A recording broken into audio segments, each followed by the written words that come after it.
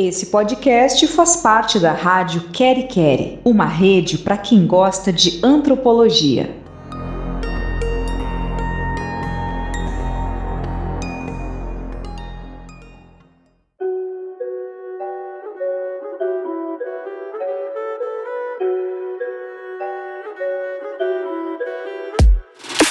Olá, sejam todos e todas novamente bem-vindos a mais um episódio do Antropolis.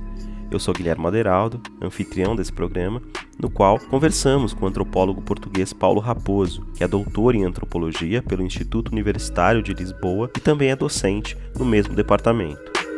Nessa longa e prazerosa conversa que nós tivemos, Paulo, que também tem formação na área de teatro, tendo sido inclusive ator profissional durante muitos anos, nos falou sobre os seus trânsitos na fronteira entre os universos da arte, da antropologia e do engajamento político. Também conversamos sobre as suas relações com a antropologia brasileira, entre outros assuntos instigantes.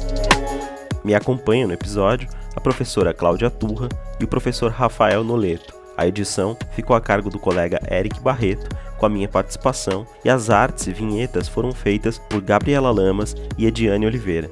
Fiquem então agora com mais esse episódio incrível do Antropolis, arte política e epistemologias insurgentes, as contaminações criativas na antropologia engajada de Paulo Raposo.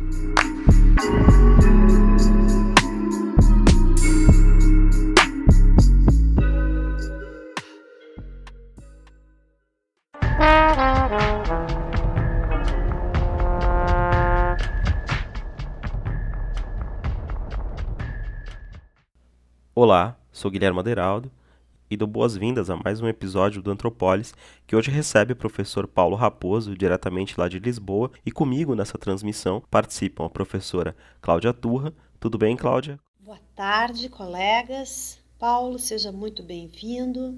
Uma grande honra receber você hoje aqui e estreitar as nossas relações lusofônicas. Rafael, como é que você tá? Tudo bem? Olá, Guilhermo. Olá, colegas.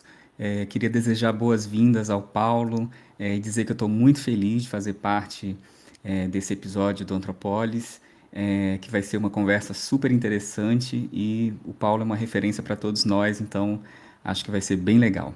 E com você, Paulo, como é que estão as coisas aí em Portugal? Como é que você tem passado aí nesse período de pandemia? Conta um pouco pra gente. Oi, gente, boa tarde. Boa tarde para vocês todos aí que estão escutando. Boa tarde em particular para o Guilherme, para a Cláudia e para o Rafael, que é um prazer conhecer-vos, regressar a conhecer a voz do Guilherme, que já faz um tempo que a gente não se fala, e dizer que é um enorme prazer para mim estar aqui presente.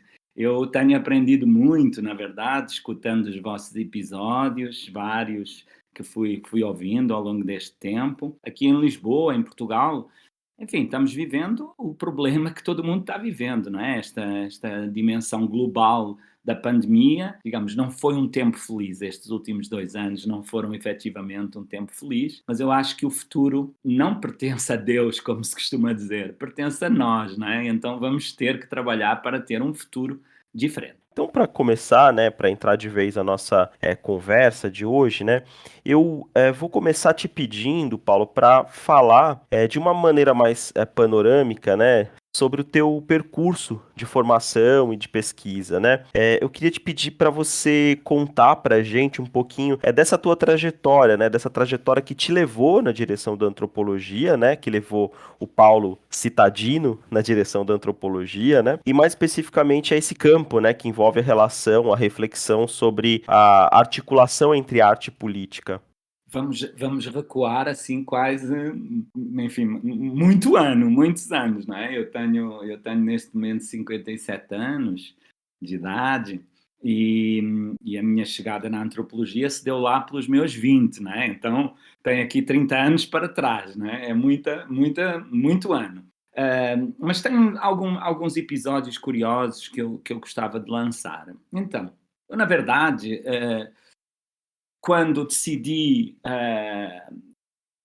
me inscrever, não é, na universidade em antropologia, eu estava muito hesitante nesse ano entre 2 outros cursos que eu gostava de fazer, não é?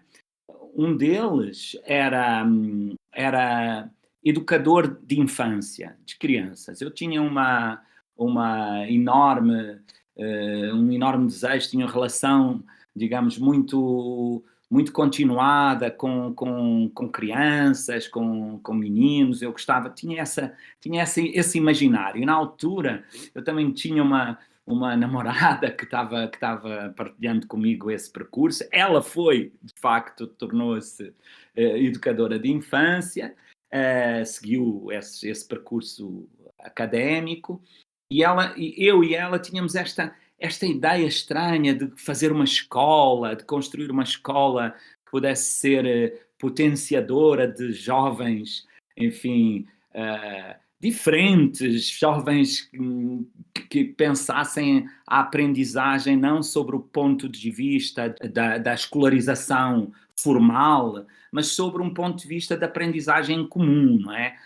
Uma ideia que me surgiu na altura de um filme que se chamava, de um realizador suíço chamado Alain Tanner, e que se chamava Jonas terá 20 anos no ano 2000.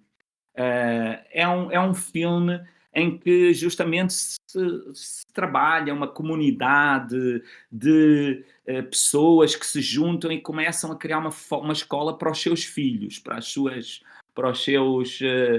as crianças que estão com eles. E é todo esse processo. Eu estava muito envolvido. Não esquecer que os meus 20 anos são o período ligado digamos, à concretização da Revolução Democrática em Portugal, não é? Eu apanhei, na minha adolescência, 11 anos, 12 anos, o 25 de Abril, a Revolução dos Cravos aqui em Portugal, e portanto, faço todo esse período de vivências revolucionárias, enfim, com os meus pais, que eram delegados sindicais, que eram empenhados politicamente. Eu fiz todo esse percurso nessa altura. Então, tinha essa coisa de educação de crianças. E, por outro lado, tinha um outro curso que eu gostava muito, que era o curso de cinema. Paradoxalmente, naquele ano, nem o curso de cinema, nem o curso de educadores de infância abriram vaga. E então, perdeu-se um educador de infância, perdeu-se um cineasta, mas, olha, ganhou-se um antropólogo.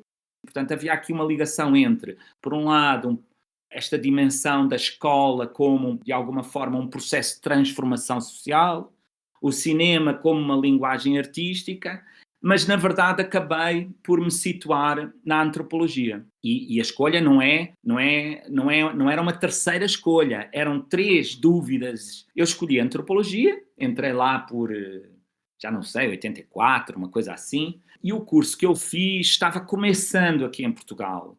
Eu, na altura, tinha também esta dimensão, imaginava a possibilidade da antropologia me servir para digamos, um trabalho de cooperação com os países que tinham sido colónias portuguesas, não é? Em África, e que poderia, da minha parte, servir para, se quisermos, um percurso antropológico africanista, chamemos-lhe assim. Nunca se concretizou isso, não é? Eu nunca fui à África como antropólogo, na verdade. Mas, curiosamente, 30 anos envolvidos, e da última vez que eu estive aí no Brasil, em 2018, 17, 18, quando fui professor visitante da Universidade Federal de Santa Catarina, eu comecei trabalhando com ativistas, artistas e académicos. Às vezes, na mesma pessoa, encontrávamos estas 3 dimensões, pessoas negras. Então, de certa forma, eu, ao fim de 30 e muitos anos, estou, de certo modo, retomando esse processo do meu interesse com as questões da racialização, das pessoas, dos grupos racializados, dessa discriminação ligada ao racismo. Este ano, pela primeira vez, estou dando uma disciplina no meu curso, no meu departamento, que é justamente de colonialismo e pós-colonialismo. Então, houve aqui um despertar de alguns interesses começados aí no Brasil em 2017, trazidos aqui para Portugal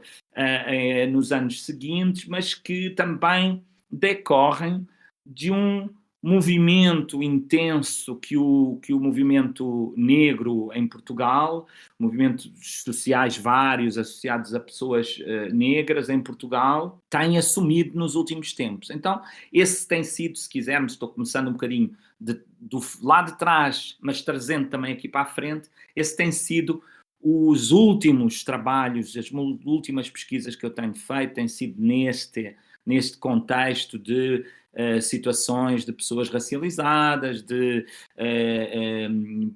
enfim, protestos, performances, ligações ao mundo da arte, mas vindas justamente desses setores de grupos racializados, e eu tenho trabalhado muito em cooperação com este universo. Já pus o início, já pus o fim. Agora vamos ao meio, que é o mais complicado, né? Então, no meio...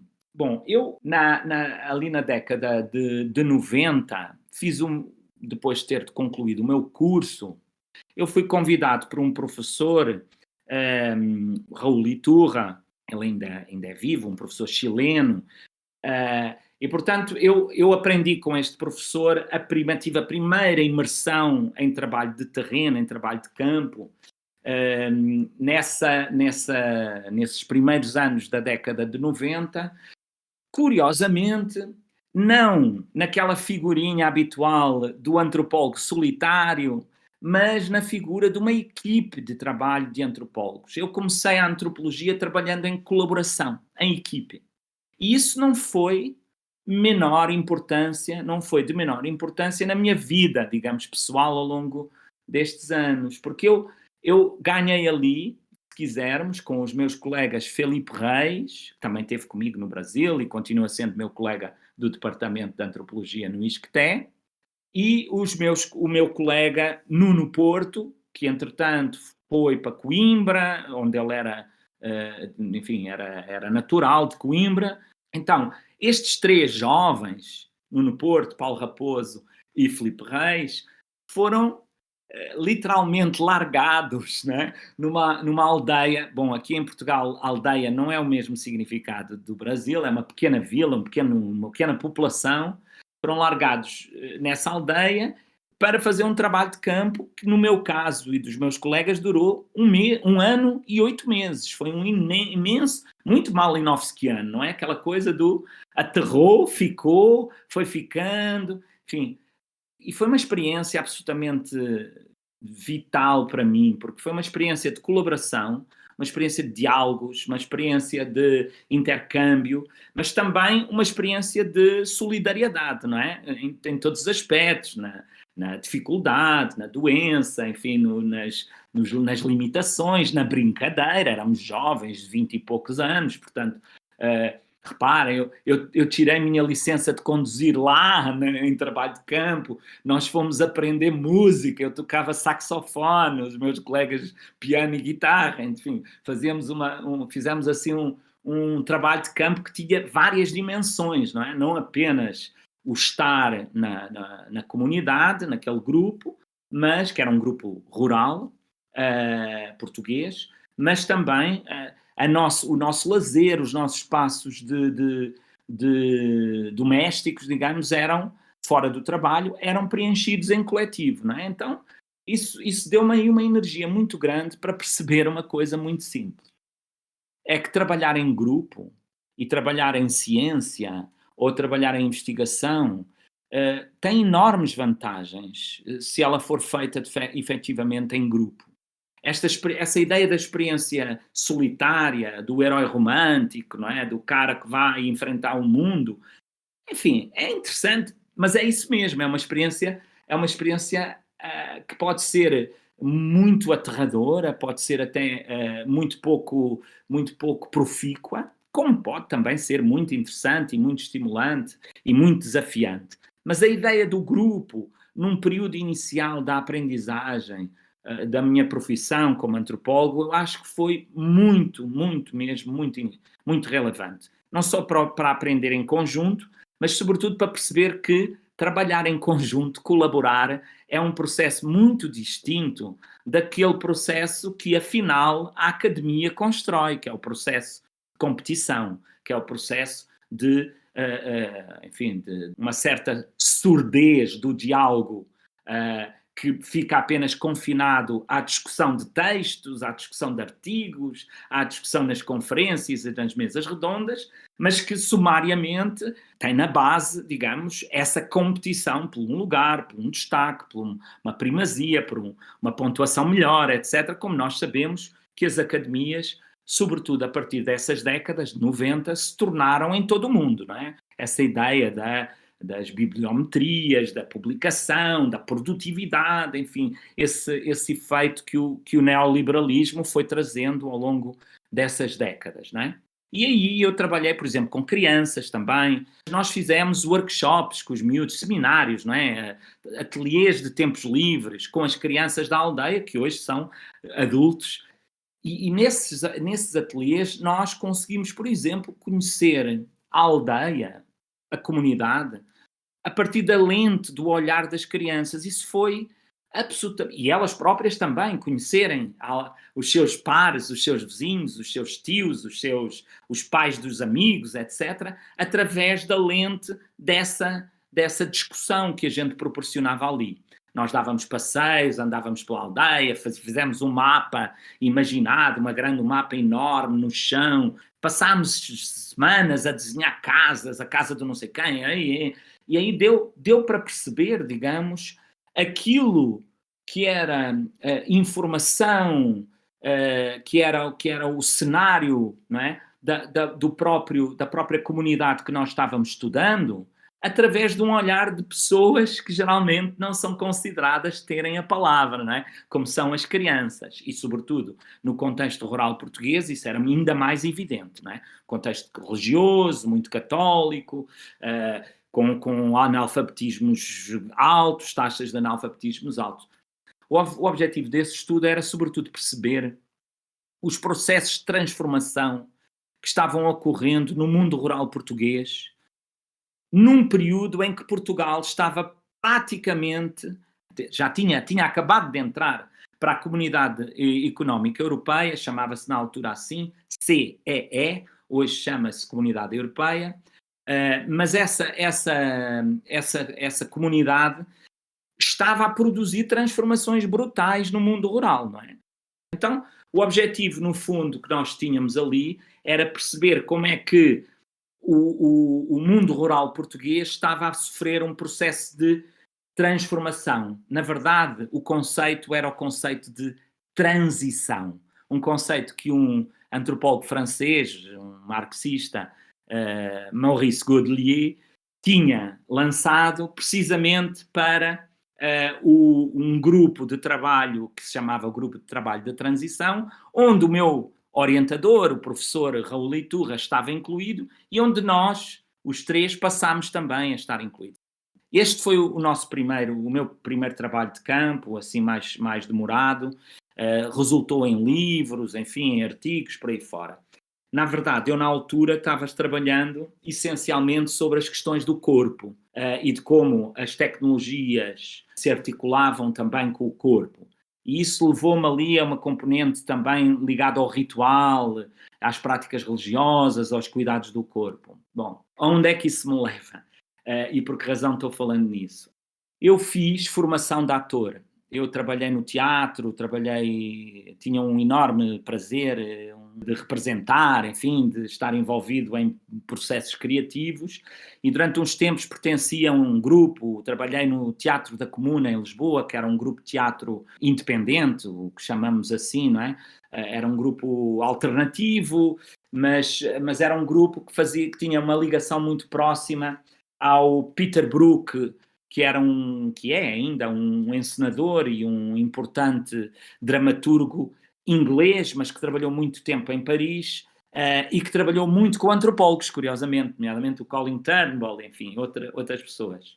Então, essa minha ligação ao teatro entrou para dentro do meu processo de formação académica. Eu, enquanto aluno da universidade, eu estava, ao mesmo tempo, a fazer formação em teatro. E, simultaneamente, quando eu passo a ser docente, lá no final desse trabalho de campo que falei agora, quando eu passo a ser professor na universidade, eu continuo a ser ator profissional, inclusive.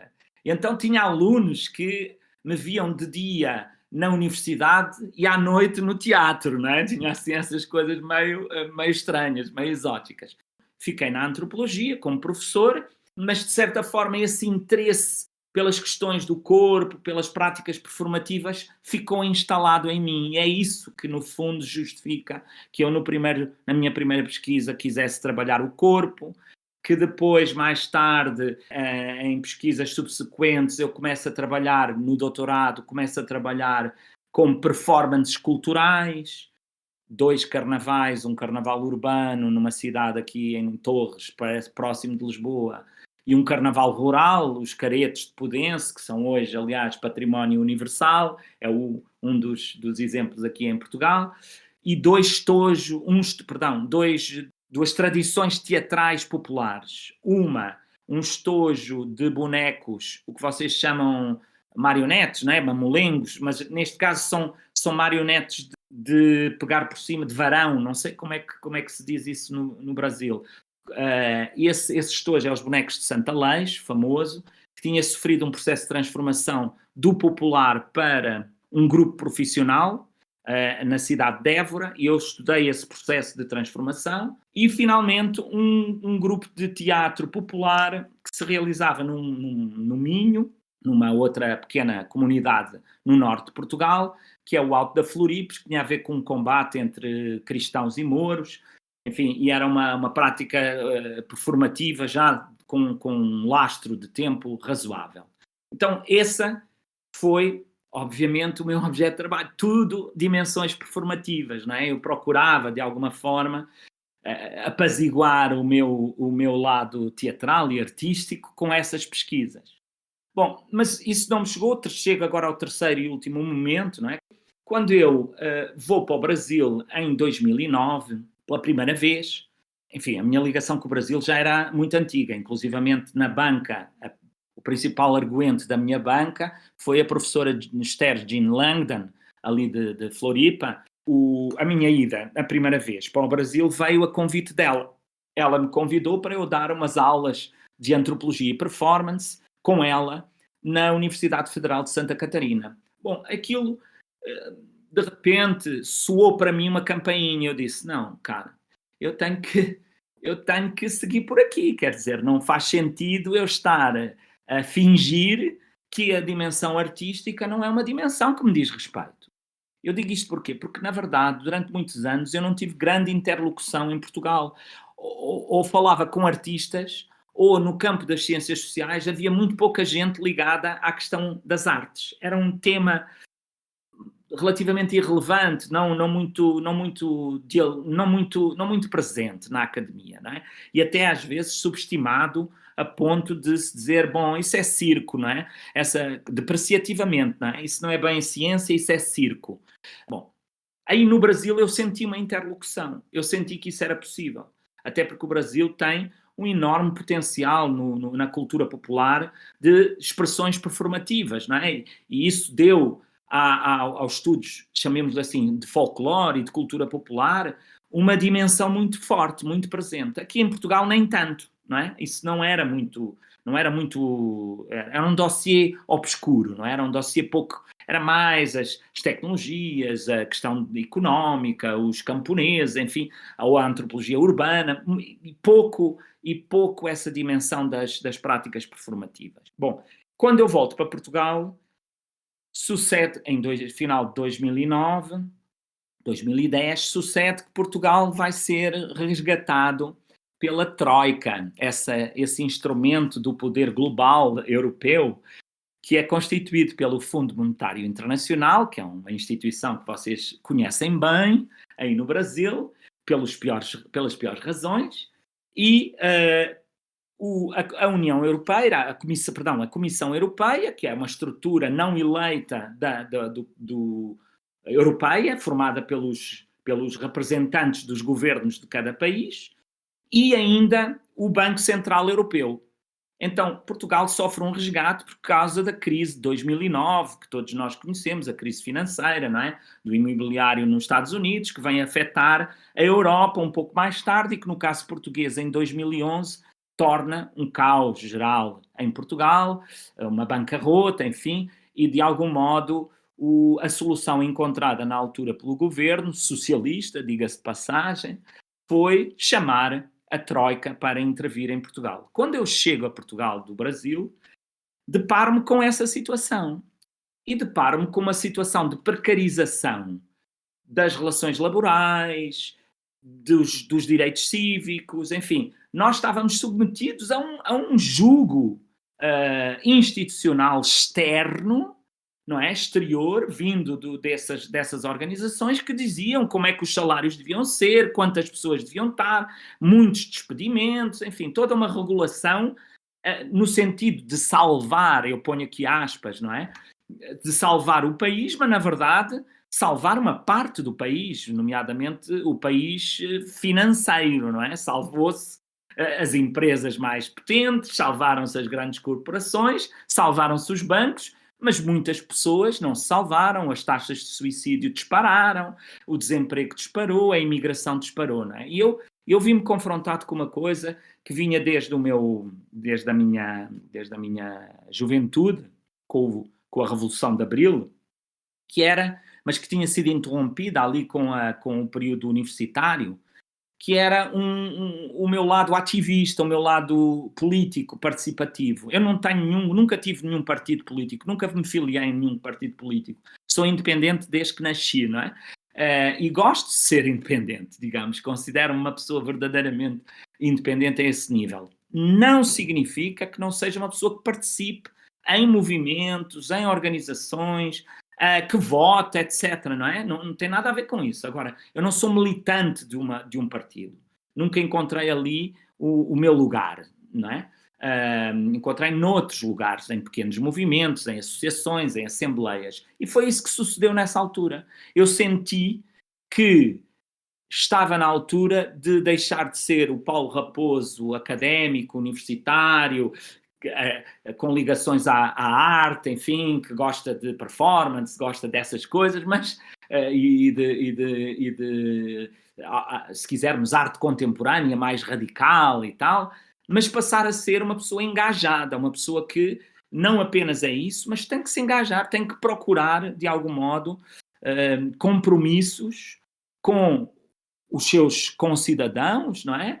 De forma a transformar situações que são obsoletas e que são terríveis para a vida de todo mundo, não é? Ou pelo menos para a vida de algumas pessoas.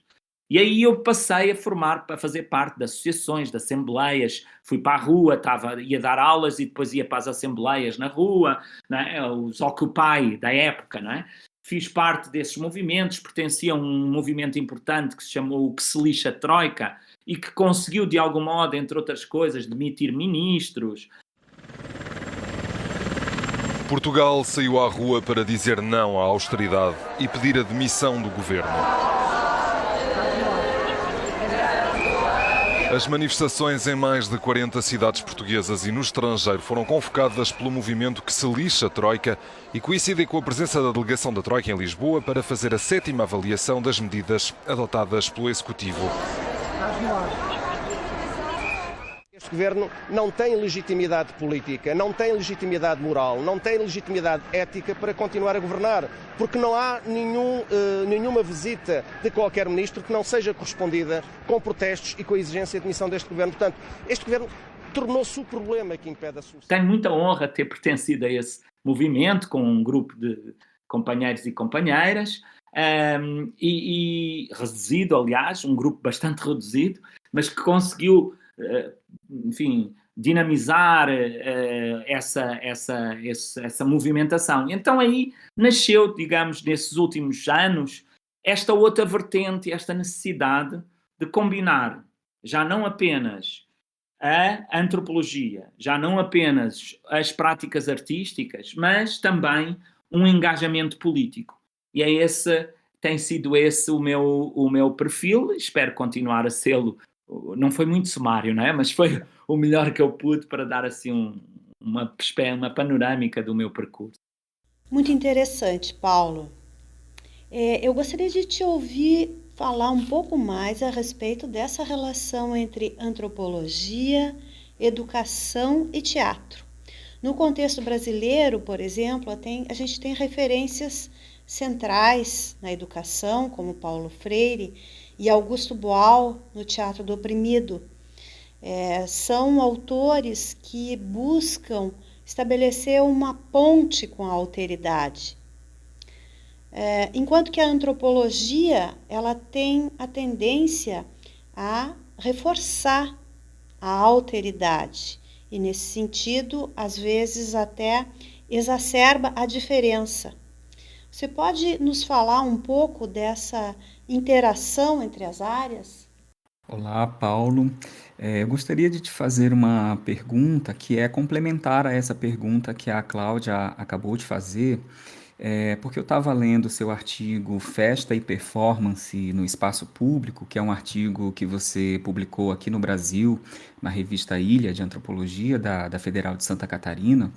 E nesse artigo, você discute como as performances nas manifestações sociais elas acabam se configurando como uma reação a uma representatividade política que é mais burocratizada nos espaços institucionais. Então, eu queria saber um pouco, Paulo, de que formas você foi percebendo essas performances rituais no seu trabalho de campo?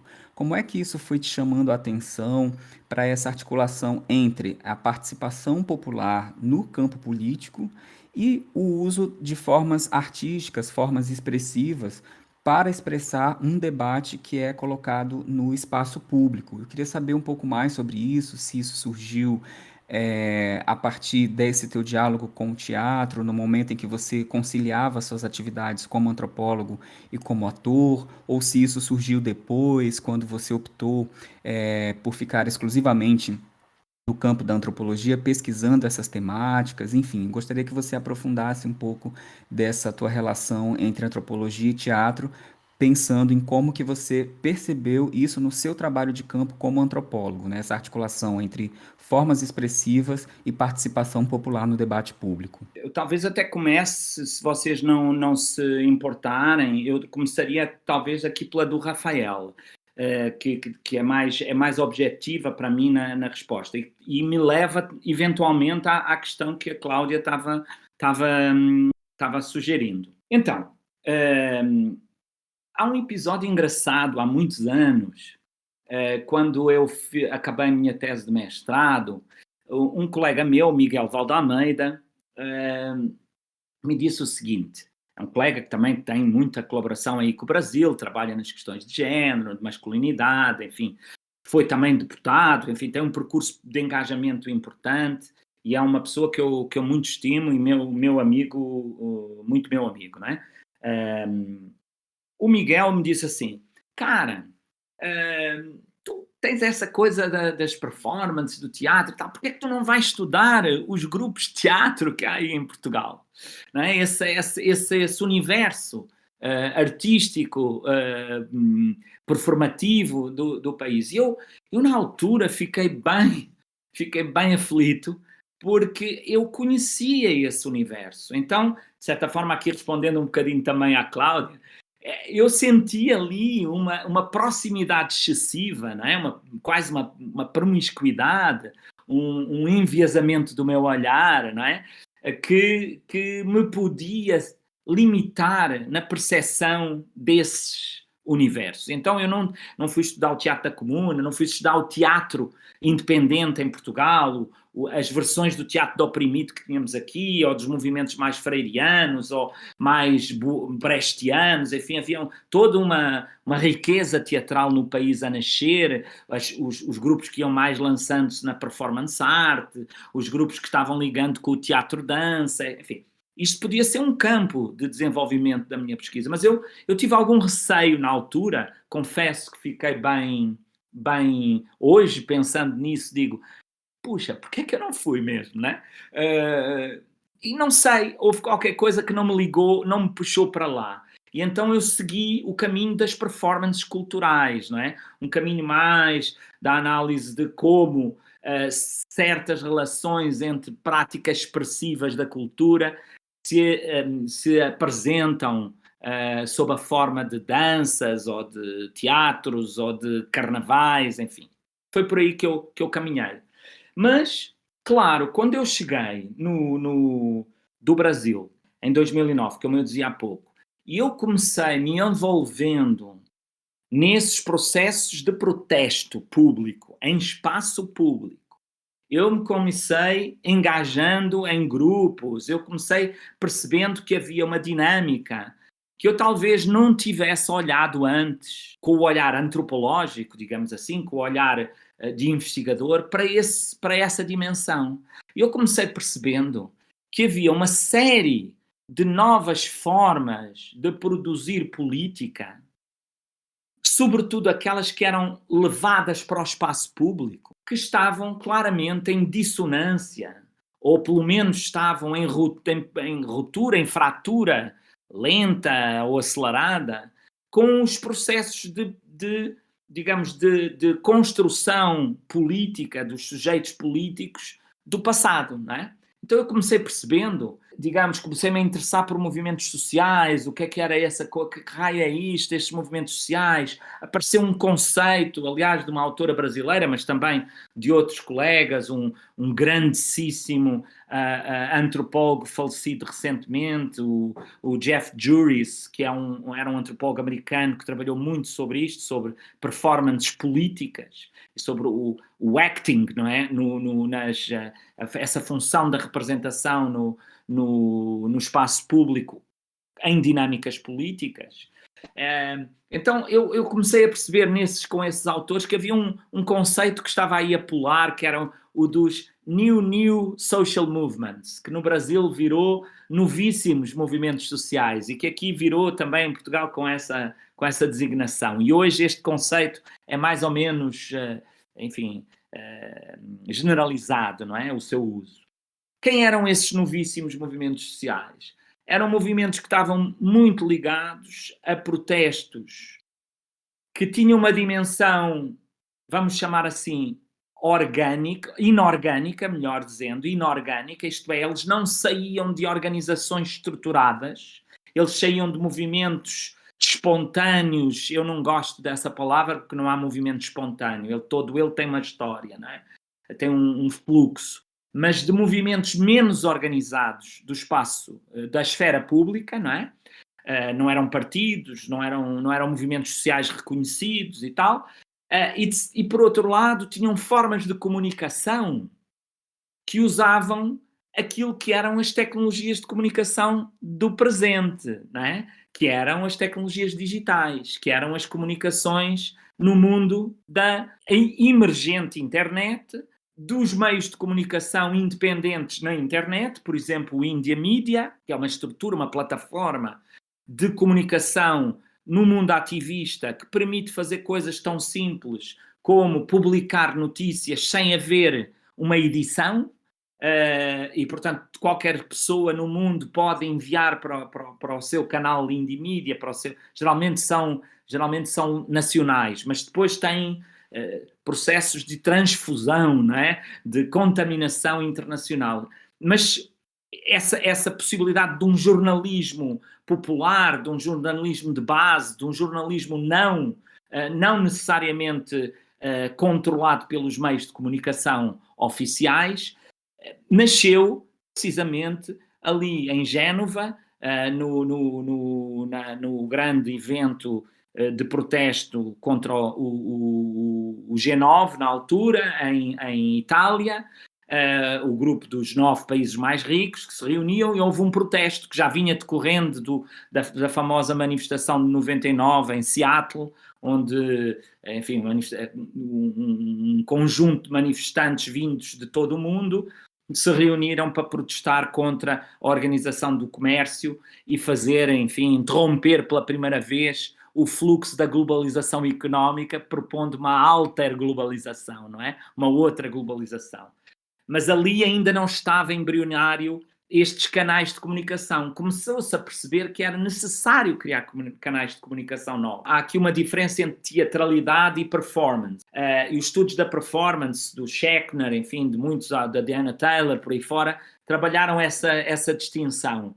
Embora muitos deles são teatrólogos e fazem teatro também. Mas há uma dimensão que tem a ver com o movimento da performance art, instituiu, digamos assim, uma série de regras e de convenções de apresentação de um objeto artístico, não é? No seguimento de outros movimentos, não é? Dos surrealistas, do movimento modernista, etc, etc, etc. E da body art, etc. E que permite, no fundo, perceber que a ação performativa é uma ação que envolve, num espaço e num tempo, um conjunto de sujeitos que não são necessariamente o artista e o público. São todos, não é? É um movimento participativo onde público e artistas estão engajados, estão articulados, não é? E isso faz com que o tempo e o espaço da performance sejam também difíceis de definir, mais difíceis do que a caixa preta do teatro, que toca o sino ou abre as portas e o pessoal entra, senta-se e vai começar porque se acenderam as luzes. Não, na performance não há essa dimensão, não é? Há movimentos mais fluidos nesse sentido, nessas fronteiras. Então eu percebi que esses movimentos sociais que estavam emergindo tinham muito mais de performance do que de teatralidade. A teatralidade, porventura, também tinham, mas ela tinha ficado, sobretudo, lá com os movimentos de segunda geração, não é? Aquilo que a gente chama os movimentos de segunda geração. Os movimentos dos direitos cívicos, por exemplo. É evidente que a marcha para Selma, não é? Do Martin Luther King, é uma marcha teatral, não é? É uma marcha em que a organização dessa caminhada é toda ela, enfim, é fruto de uma encenação, se quisermos, não é? E há um conjunto de cartazes e de palavras de ordem que são organizadas, não é? Por exemplo, as grandes manifestações feministas com as falsas queimas de sutiãs, porque nunca aconteceu, nunca foi queimado nenhum sutiã, não sei se aí os colegas conhecem essa história, não é? Foi encenado uma situação de queima de um sutiã e de outros objetos pertencentes à ideia de feminino e de mulher, foi encenada, mas na verdade não houve nenhuma ação performativa generalizada de queimar sutiãs, não é? Com o movimento feminista. Então, aí encontrávamos nesses movimentos identitários de segunda geração, feministas, direitos cívicos, até o próprio movimento LGBT, encontrávamos muito mais dimensões teatrais. Ou nos primeiros movimentos sociais, os sindicatos, os partidos políticos, as sufragistas, não é? Como com as suas paradas hiper-organizadas, não é? Ainda hoje, muitos desses movimentos saem à rua em processos de cenografia teatral complexa, muito complexa, à qual, por exemplo, eu lembro-me aqui numa manifestação em Portugal, em que eu entrei numa manifestação dessa organizada por um sindicato, eu levava um cartaz que não era consensual e fui corrido da manifestação pelas seguranças, não é? Pegaram em mim e nos meus colegas e aí fomos embora, não é? Então tem essa dimensão cênica, teatral, que pertenceu mais a esses movimentos sociais e que os novíssimos movimentos sociais, de repente, não caminham por essa pauta, digamos, não se organizam nessa pauta, não é? Nesse modelo. E é aí que nós começamos a perceber que, justamente como o Rafael dizia, que há uma enorme distinção entre o modo de se organizar no espaço público por estes movimentos sociais, o modo de se apresentarem no espaço público e o modo como a política institucional se organiza nas assembleias, nos senados, nos congressos, nos governos, enfim, nas sessões políticas, nos comícios dos partidos, não é? Em que, obviamente, a linguagem é muito mais teatralizada, é muito mais cênica e coreografada com coreógrafos, com organizadores, do que nessas outras manifestações que começam a ganhar uma dinâmica muito, volto à palavra que não gosto, espontânea, mas que não é totalmente espontânea, ela tem continuidades, mas é uma dinâmica em que o regime de incerteza e o regime de improviso é muito superior ao regime de certezas e de previsão que os outros movimentos sociais têm e que os outros processos políticos têm. E eu aí percebi que havia ali um nicho de trabalho, de observação para mim. Eu comecei a ver as linguagens gestuais dos militantes na rua, que faziam, agora não posso fazer aqui, que o áudio não permite fazer isso, mas a posição em X dizendo estou contra, o agitar das mãos aplaudindo, enfim, uma série de linguagens que foram inventadas nesses movimentos, até o famoso microfone, como é que se chamava? O microfone humano, não é?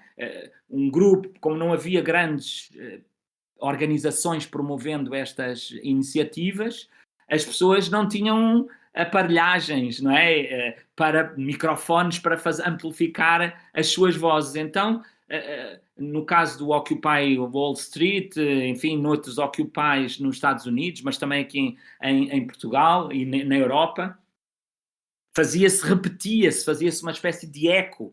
Uma pessoa falava no palco da Assembleia, falava, e depois o grupo do meio repetia para o grupo do mais atrás, e o grupo mais atrás repetia para o grupo do final. E havia aqui uma dimensão, que é uma dimensão absolutamente performática, que acontece porque está naquele contexto, está naquele espaço, em que ninguém é verdadeiramente ator nem participante, são espectadores emancipados, como eu falo em algum dos meus artigos, usando o conceito do Jacques Rancière. São pessoas que a sua voz e o seu posicionamento, a sua ocupação no espaço público é um ato em si, é uma ação, se quisermos, é uma elocução. Ela faz coisas, como diria o John Austin, não é? É uma fala, é um posicionamento que faz coisas, aciona coisas. E foi aí que eu percebi esta relação,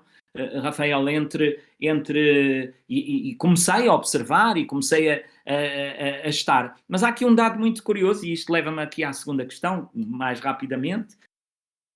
Eu não consigo, isso foi uma coisa que eu talvez tenha aprendido só há uns anos, eu já não consigo mais entender a antropologia, a etnografia, enfim, a prática científica como qualquer coisa desligada da minha prática cidadã, por um lado, cívica, política, e por outro lado da minha, vamos dizer assim, da minha sensibilidade estética e artística.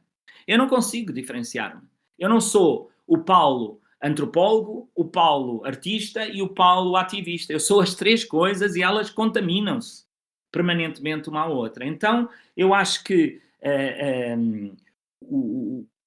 aliás, hoje em dia, para pensar aqui a questão da educação, por exemplo, o Tim Ingold, por exemplo, tem trabalhado muito sobre essa ideia da educação não como um processo, não é? Como um processo de transmissão, não é? De transmissão de A para B, daquele que sabe para aquele que não sabe, da tábua rasa, não é? Como se chamava, assim, nos processos mais arcaicos educativos, para uma ideia da educação como um processo de aprendizagem em conjunto, não é? Qualquer coisa que é feita porque nós cuidamos da atenção entre nós, não é? Nós somos atentos entre nós, somos cuidadores e atentos entre nós, e esse processo constrói-se em conjunto, não é? Então, eu entendo o mesmo para a minha prática científica.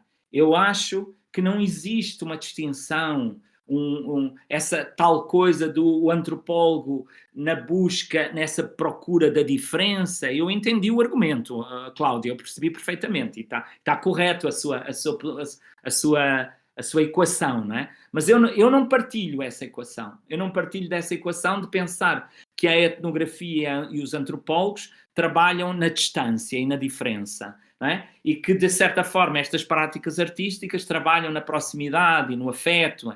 Não, eu hoje entendo que um cientista social, se não trabalhar na proximidade, no afeto, na colaboração, eventualmente está a fazer um trabalho para si próprio e para um grupo de pessoas parecidas consigo, que o vão escutar, que o vão ler, que vão comentar, alguns vão concordar mais, outros vão concordar menos, mas na verdade não passa digamos, desse posicionamento crítico, essa ideia de crítica cultural que durante muitos anos esteve assente nas ciências sociais. Não é? Eu faço parte de uma antropologia que pensa uma antropologia engajada, uma antropologia que não é apenas uma crítica cultural, não é apenas uma reflexão vinda de um grupo intelectual dentro de um contexto de observação, enfim, de relação com esses sujeitos e mais ou menos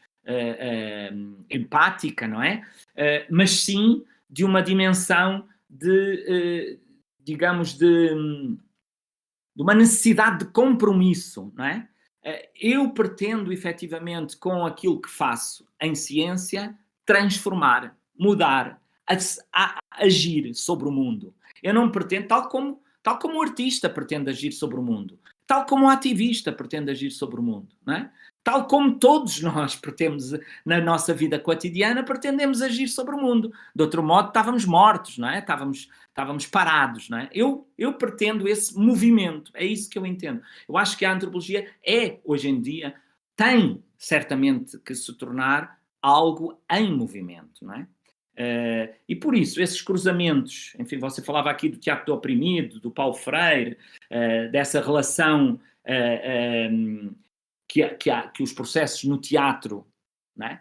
que a formação e que as práticas teatrais já foram tendo ao longo dos séculos, enfim, dos séculos não, mas dos últimos tempos, né? Das últimas décadas, é evidente que há múltipla. O teatro político não nasceu com o Boal, não nasceu com o Freire. A dimensão, digamos, crítica do teatro é muito antiga. E então, se nós pensarmos que o teatro não é apenas confinado, essa forma expressiva não é apenas confinada ao euro-americano, não é? E estou a incluir o América do Sul e do Norte, se pensarmos que é planetária, que há múltiplas formas de atividade expressiva que têm essa dinâmica de representação, de ilusório, de criação de história, de uma narrativa sobre o mundo, nós podemos ver que elas sempre contribuem para transformar o mundo, mais não seja, não é? Quando as pinturas rupestres e os nossos antepassados as pintavam nas paredes, de algum modo representando rituais ou animando-se para rituais, eles estavam a pretender transformar o mundo, não estavam apenas a produzir ou uma reprodução do real, não é? Realisticamente falando, ou uma fantasia ilusória, ritualística, cerimonial. Não, eles estavam a agir sobre o mundo. Essa agência sobre o mundo sempre se fez. Então, a dimensão política, a polis, não é? A associação política, faz parte do sujeito, do ser humano. Como é que o antropólogo não é um ser humano, não é um sujeito? Eu não vejo essa possibilidade. Acho isso impossível, não é verdade? Então, mesmo quando nós temos uma antropologia de recuo, digamos assim, uma antropologia de biblioteca, uma antropologia de arquivo, meu Deus, nós estamos mexendo com enormes potenciais políticos, com discursos, com narrativas, não é? Com formas de arquivar, com modelos institucionais. Estamos sempre, não é? Nos posicionando desse modo. Então, eu não vejo aqui, se bem entendi, não é? O seu comentário, eu não vejo que haja necessidade de me refugiar no observador distanciado, entendeu? Eu não acredito mais nessa versão, talvez nunca tenha acreditado, nessa versão do observador distanciado. Eu estava justamente pensando em Ingold, quando ele faz essa diferença entre uma etnografia que se propõe descrever posteriormente a experiência do trabalho de campo, de interação com as pessoas, e aquilo que ele chama de uma antropografia, que seria um fazer com as pessoas, num movimento, num projeto colaborativo, não necessariamente voltado para o passado, aquilo que aconteceu, mas um projeto colaborativo de futuro, algo que possa ser feito conjuntamente, né, de uma forma compartilhada, que me parece ser bem aquilo que você realiza. Exatamente, não posso estar mais de acordo consigo, Cláudia. Era isso mesmo que eu estava procurando explicitar. Eu entendo a antropologia hoje, e não precisa de ser, não precisamos de colocar chavão, engajada, ativista, militante, sei lá o quê. Não tem necessidade de colocar esse chavão. Eu acho que a produção de conhecimento, isso é uma descoberta que autores como o Ingold nos ajudaram a pensar, mas muitos outros, não é? A produção de conhecimento é algo feito em múltiplos lugares, não é? E, portanto, o que nós temos é que encontrar esta situacionalidade ou esta contextualidade para a nossa prática de investigação. E essa nossa situacionalidade, às vezes, tem uma dimensão militante, ou seja, pode ter esse lado, porque eu estou envolvido no processo. Ou pode ter um lado em que eu estou envolvido artisticamente, emocionalmente, a minha sensibilidade está caminhando para ali, não é? Ou posso ter, eventualmente, uma necessidade de aprender porque eu não sei nada não é? E aí os antropólogos estão bem familiarizados com isso. Toda a vida andámos a tentar aprender com as pessoas porque não percebíamos nada do que elas faziam, do que elas não fazia parte do nosso mundo, não é? Então eu acho que foi bem esse o gancho que eu queria trazer ali, não é? Já está seguindo a gente nas redes sociais? Segue lá e acompanhe os nossos conteúdos. @Antropolis Podcast.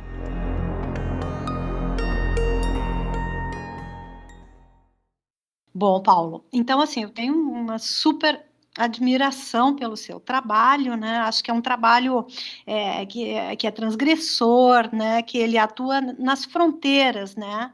Nessas bordas ambíguas, perigosas e potentes, né? Que você investe, né?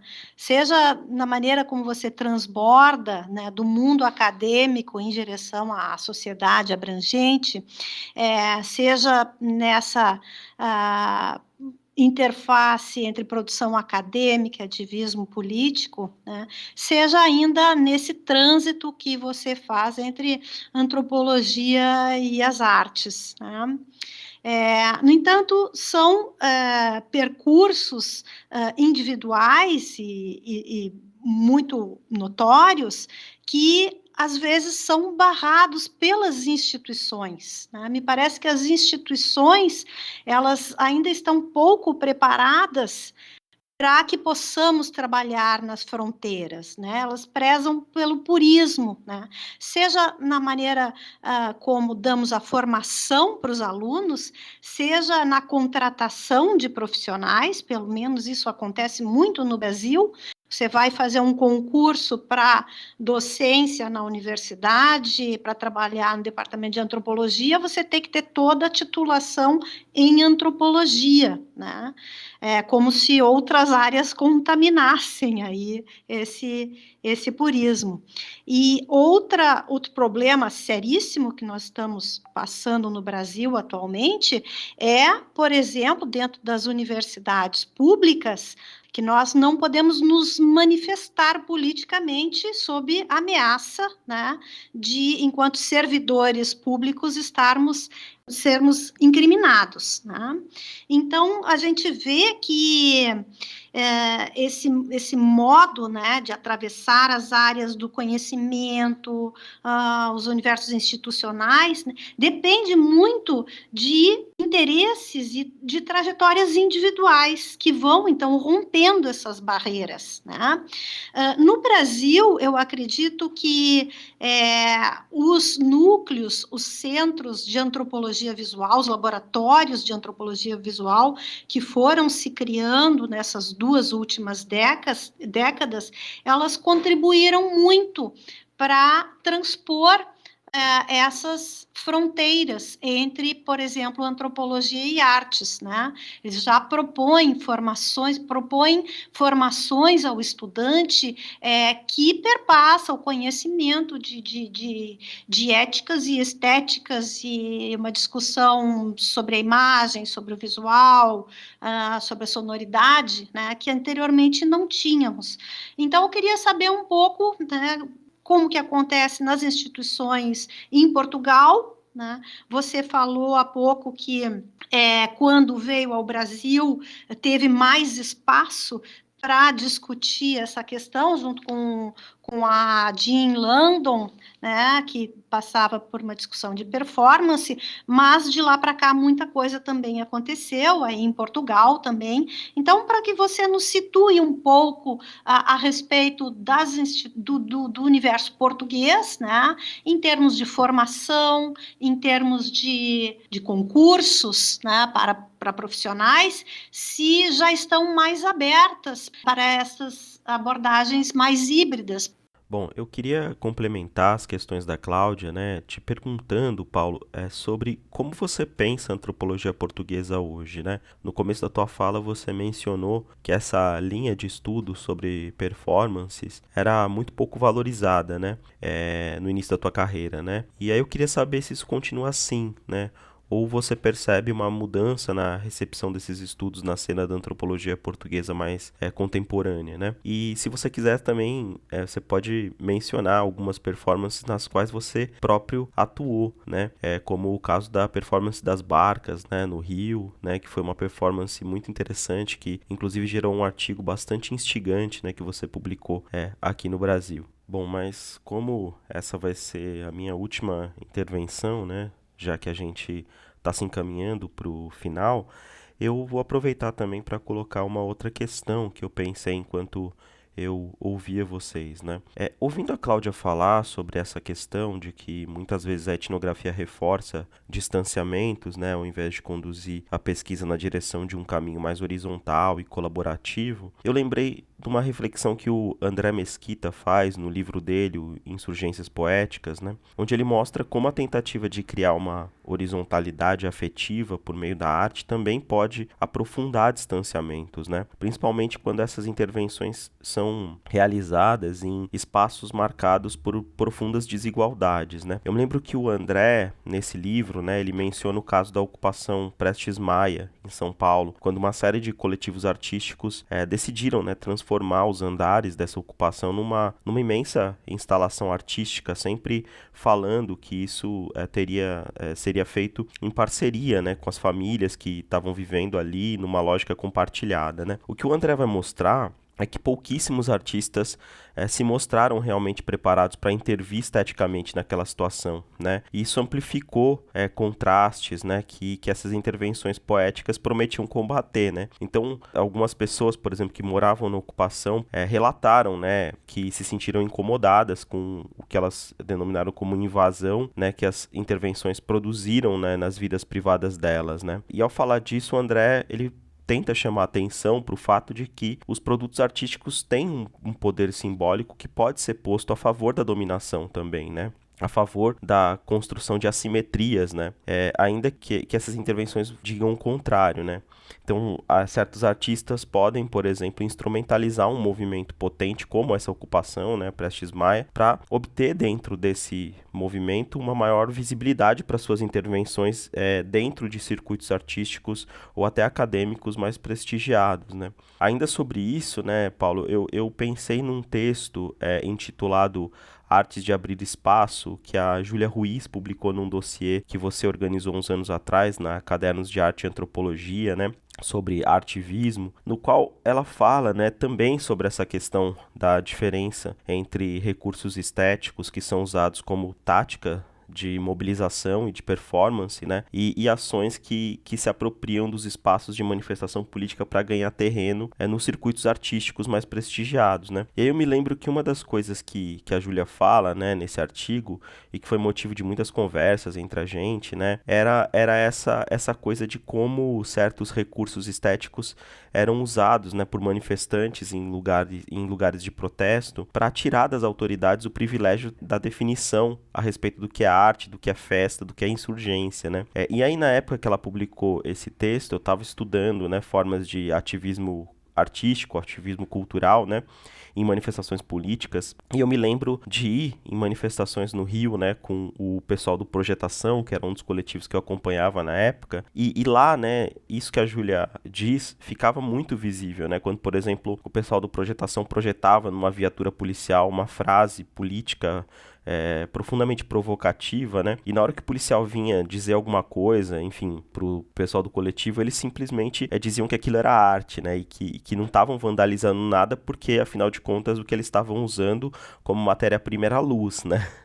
E aí o policial ficava completamente confuso, né? Ele não sabia muito bem como enquadrar aquele comportamento, né? Ele não sabia exatamente como agir, né? Afinal de contas, como é que ele ia prender aquelas pessoas, né? Com base em quê? Né? Enfim, eu teci esse comentário, né, um pouco longo, porque eu acho que isso tem relação, né, com o que você falou sobre a diferença entre essas performances mais orgânicas e as atividades de perfil mais teatral, assim, coreografadas, né? E eu também acho que esse exemplo é importante para evidenciar, né, que assim como as etnografias não necessariamente atuam reforçando distanciamentos, né, as artes também nem sempre levam na direção de uma verdadeira horizontalidade, né? Tudo, no fim das contas, vai depender das circunstâncias e das formas como as interações vão se estabelecer na prática entre grupos marcados por processos, né, e assimétricos, né?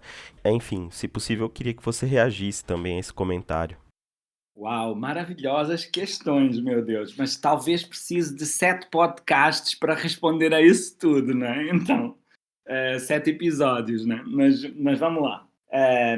Cláudia, muito interessante a sua colocação. E, digamos, ela junta-se um bocadinho com essa ideia da antropologia hoje. Eu vou tentar fazer aqui uma síntese rápida, não é?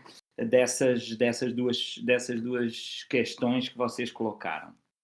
É evidente, e cada vez mais isso é claro, né? Embora há processos de transformação e as coisas estão a mudar, de facto. Mas é evidente que a fronteira é o problema, sempre foi o problema. É o problema em todo lado, é o problema nos Estados, é o problema, enfim, na migração, é o problema na definição dos limites, enfim, é o problema nas relações, não é? A minha fronteira, onde é que vai até à tua, né? Então, eu acho que esta dimensão da fronteira sempre foi inquietante, não é? E não podia ser diferente no contexto artístico ou no contexto académico, melhor dizendo até, institucional.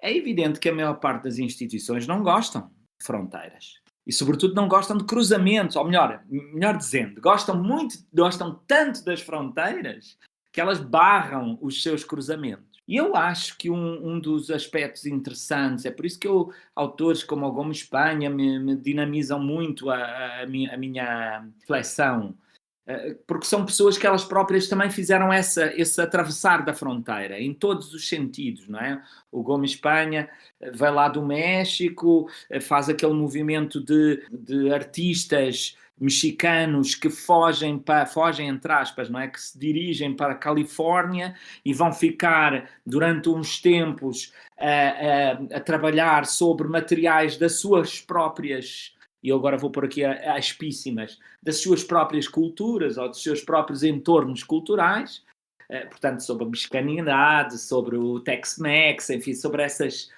situações de identidades, não é? De reflexos identitários. Mas o Gomes Espanha também atravessa esses períodos de fronteiras nos campos artísticos. Ele não é um ator, ele não é um homem do teatro, ele cai diretamente na performance, abusa da dimensão performativa. A performance durante esses anos não era institucionalizada.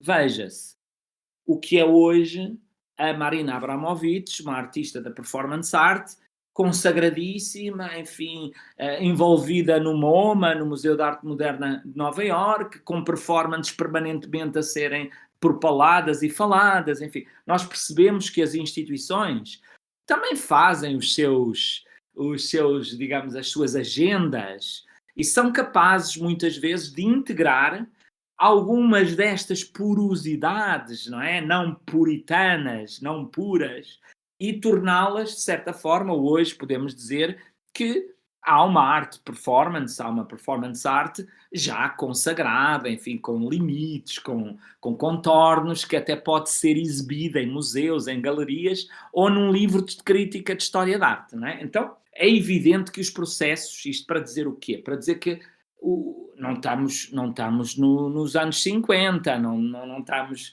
no século passado, não é? Há uma evolução, há uma transformação, digamos, dos limites dessas fronteiras. Todavia, e isto agora para responder um pouco até já na segunda pergunta, todavia, seja na antropologia, seja nos próprios processos de criação artística, nós vemos que as entidades financiadoras, as agências nacionais de ciência, os fundos de cultura, etc., têm enorme dificuldade, pelo menos aqui em Portugal, continuam a ter enorme dificuldade em fazer avaliação de projetos que são híbridos, de projetos que são transversais, transdisciplinares. E porquê? Porque não sabem bem como encontrar mecanismos de justiça relativa para cada uma dessas disciplinas ou desses campos que eles atravessam. Então, ficam sempre na dúvida, não é? E acaba-se por conduzir a um enfraquecimento de áreas interdisciplinares, de projetos híbridos, etc. Eu vejo isso muito com os meus alunos de doutorado aqui em Portugal, que são essencialmente vindos da arte. Você falou disso e muito bem, Cláudia. A minha universidade faz o mesmo. Eu estou farto de lutar contra esse comboio, não é? Contra essa linha, que é uma linha que se compartimentaliza, se altamente, no fundo, se guetiza de alguma forma no seu espaço disciplinar e não permite nenhum tipo de contaminação. Eu acho que essas contaminações, elas são benéficas, são mais do que benéficas, elas são, porventura, o futuro, não é? Eu acho que todas, mais dia menos dia, os processos científicos vão ser, mais dia menos dia, eles já são assim, não é? Eles vão ser de contaminação, de diálogos interdisciplinares. E isso é que faz sentido. E as tradições disciplinares, elas se organizam na mesma, inclusivamente através desse processo novo que é o de contaminação, não é? Então, eu não veria aí problema, mas reconheço que esse é um problema. É um problema que limita muito. Mas também reconheço, como a Cláudia falou, que há já, no campo da antropologia, por exemplo, inúmeras experiências, inúmeros casos, situações de transformação. E o que mencionou é evidente no Brasil e aqui em Portugal. A questão da antropologia visual, a questão, ou se quisermos até de uma antropologia sensorial, que abrange mais dinâmicas, não é? Ou desses projetos multimodais, como hoje se fala, não é? Isto começa a trazer para o centro a discussão, esta discussão, e não para a periferia. Hoje ainda assistimos a congressos da ABA, da APA, enfim, das várias associações do mundo, em que lá temos a mostra de vídeos, a mostra de performance, a mostra de não sei o quê. Mas já temos também os GTs sobre as discussões, os painéis, as mesas redondas, enfim. Eles começam a ocupar espaço. Nós começamos, de algum modo, a ocupar esse espaço institucional. E penso que é uma questão de tempo para nós assistirmos no futuro a processos de transformação internos na academia que conduzam a contratações, como a Cláudia falava, a contratações que já têm outra dimensão que não apenas o senhor é antropólogo, muito bem, quer vir fazer o doutorado, então mas não tem o mestrado em antropologia, não interessa, não tem a graduação em antropologia, então não vai perder pontos, etc, etc. Essa dimensão, penso eu, virá lentamente, mas vai ser superada num futuro breve, eu espero. Talvez não no meu futuro, digamos, como académico, mas certamente no futuro dos próximos. Até por uma razão muito simples. É que hoje, pelo menos no campo da antropologia em Portugal, o desejo de outros artistas de outros investigadores, não é? E sujeitos vindos de outras áreas é muito evidente. Nós hoje temos muitos artistas a procurarem realizar doutorados em antropologia ou mestrados. Nós temos pessoas que vêm da comunicação, dessas áreas do jornalismo, das tecnologias digitais, por exemplo, das ciências de dados, a querer estudar antropologia. Então, ou ciências sociais, num lato senso. Então, eu acho, de certa forma, vão ser essas gerações que vão colocar o dedo na ferida, não é? Quando, a determinada altura, tiverem que ser elas próprias também protagonistas do seu tempo, não é? E do seu espaço. E, portanto, eu estou muito confiante que as fronteiras, que a perigosidade das fronteiras se torne num benefício, não é? Numa vantagem, não é? Dessas mesmas fronteiras e não pensá-las efetivamente como espaços de confinamento, não é? Já basta a pandemia e os confinamentos pandémicos para ampliarmos mais fronteiras. Eu acho que justamente as fronteiras existem para ser atravessadas, não é? E é isso que eu fiz e farei e tenho feito ao longo da minha vida. Há aqui uma dimensão que no Brasil vocês já desenvolveram, tem a ver com os projetos de extensão e, portanto, com essa ideia de a atividade ligada ao mundo social, às organizações de base, às populações, às comunidades, e que vocês já trouxeram isso para dentro da universidade e a universidade para fora da academia, digamos, para esses lugares. Eu acho que isso é um percurso muito, muito interessante. Eu acho apenas que ainda não está, nem no Brasil, suficientemente acarinhado, ou seja, ele deve ser tão relevante quanto o processo interno académico, não é? Quanto as graduações, os doutorados. Ele tem que ter o mesmo peso que a investigação pura, puritana, no interior das academias. Ele deve ter esse mesmo peso e as pessoas que o fazem devem sentir-se plenos investigadores e não investigadores de segunda, não é? Mas em Portugal, por exemplo, e na Europa, esse movimento está a começar a surgir um pouco através da ideia de ciência cidadã. Isto é o conceito que tem enrolado, não é? Uma ciência que é feita com as pessoas, em diálogo com as comunidades, com as organizações não governamentais, com as associações, com os bairros, enfim. É evidente, se nós deixarmos que vou já rematando aqui com a questão dos processos colaborativos que o Guilherme estava trazendo, não é? É claro, se nós ficarmos quietos à espera que as instituições decidam acordar um dia e dizer claro, fronteiras, não, acaba com isso, pois é evidente, migrantes não deviam existir, as pessoas deviam circular, isso não vai acontecer, nunca, porque as instituições de poder são feitas para esse controle.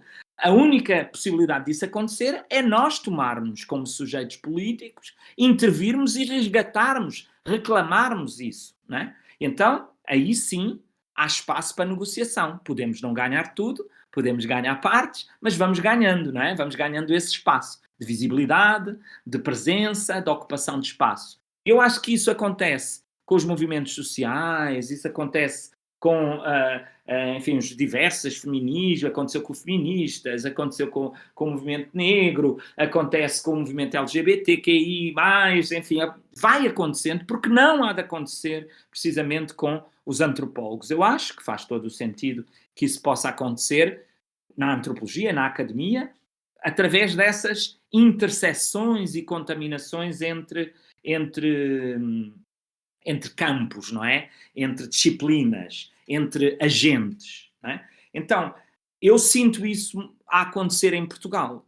Agora, isto não pode ser a partir do European Science Foundation, ou da Agência Nacional de Ciência em Portugal, ou da CAPES, ou sei lá quem seja. Isto tem que ser um esforço negociado, uma batalha, um campo, uma arena de disputa, em que nós nos temos que posicionar uma vez mais. E provavelmente perder vários combates, mas não perder todas as lutas, não é? Então, eu acho que esse é um aspecto relevante, e é um aspecto que eu sinto que os núcleos da antropologia visual conseguiram, dentro da antropologia, ganhar um espaço cada vez mais evidente.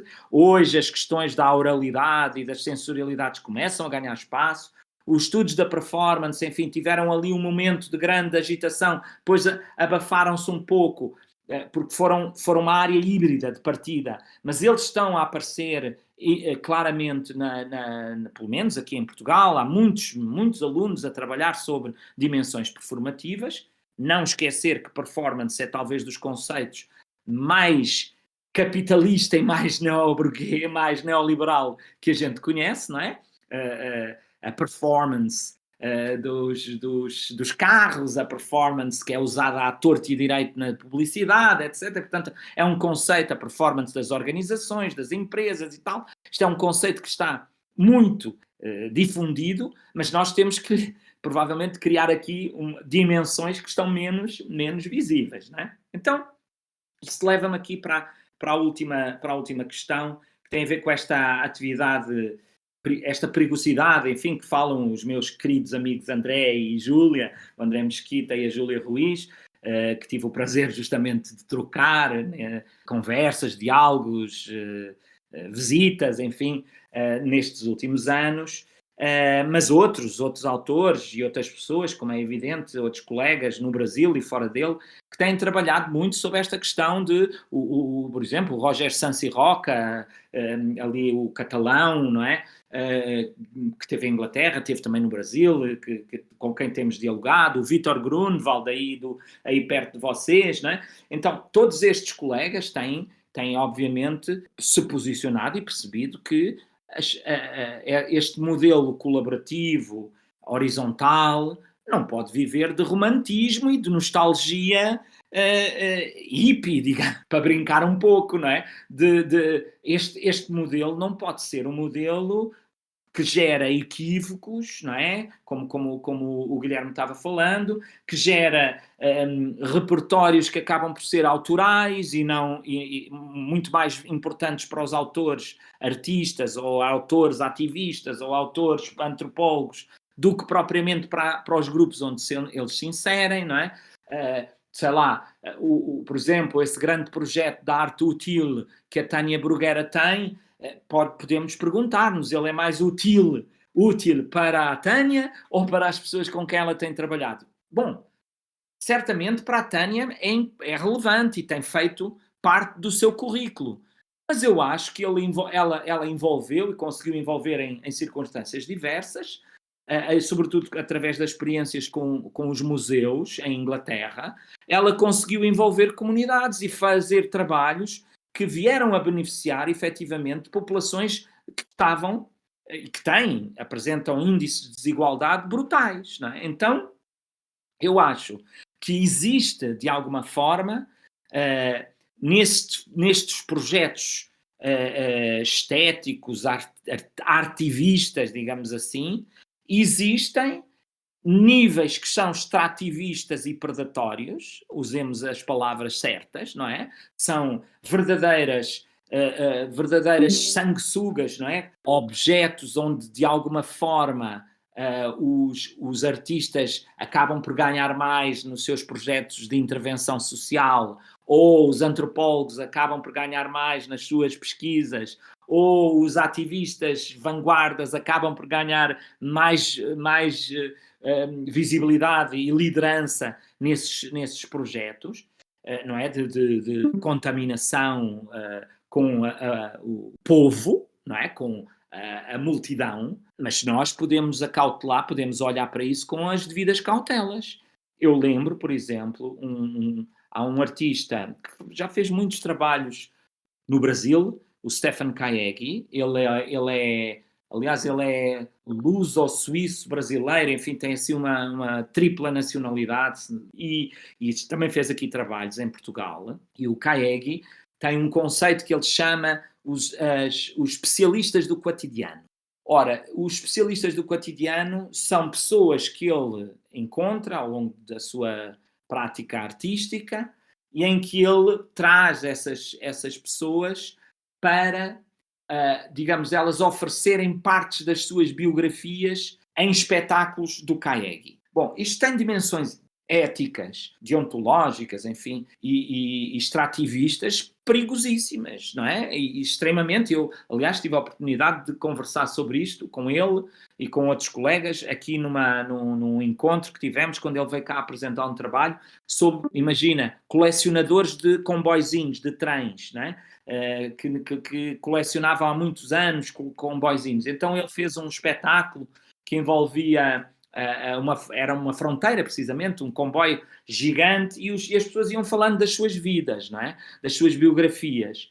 E nessas biografias havia uma parte que tinha a ver com verdade histórica, não é? E uma parte que tinha a ver com fantasia narrativa que ia sendo ali colocada, ou transferências. Alguns falavam das vidas, na verdade, do outro que estava ali ao lado. E o que é que o Kaegi nos dizia também? É que, de alguma forma, estas pessoas a participarem nestas iniciativas, nestes eventos, circulando pelo mundo, enfim, também há uma dimensão de ganho nestes projetos, também há uma dimensão de contaminação. Isto é, e não estou a dizer aqui de ganho no sentido, ai que bom, para o meu currículo como colecionador de comboios ter feito uma peça, ter participado de uma peça de teatro do artista A, B ou C, não é isso. Estou a dizer nos ganhos das interlocuções, dos interconhecimentos, da criação de grupos. Isso há uma dimensão de, digamos, de ganho, de habilitação, não é? De aprendizado que acontece.